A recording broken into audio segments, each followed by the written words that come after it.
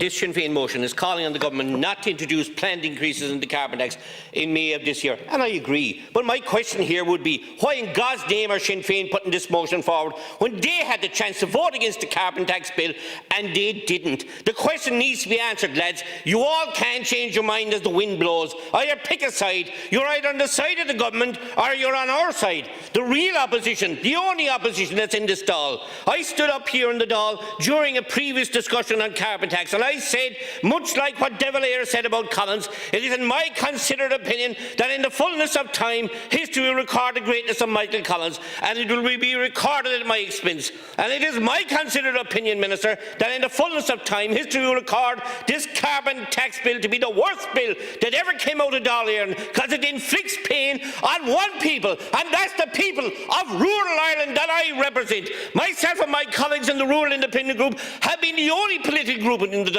that are completely opposed to every facet of the carbon tax. We have been warning of its deep negative impact for a number of years, and we've been forecasted that the current crisis, cost of living crisis, would emerge. We are now watching others who want to join us and tackle this deeply regressive form of taxation before it completely destroys the country and its people. The carbon tax is the key contributing factor to the rising cost of living and is having a bruising impact on the prices of home electricity, home fuels, together with petrol and diesel. Furthermore, we do not buy the government's argument that the carbon tax goes back to the people in the form of income supports, such as the fuel allowance and help for low-income farmers to improve their environmental practices. After all, those supports were already in place long before the carbon tax. Furthermore, farmers are being crucified in carbon tax, and not a single cent from the carbon fund has been allocated to that sector in 2022. So again, I will say, Sinn Féin, get off the fence, lads. Join the only real opposition here in Dáil, the only and real group that stand and speak for the people.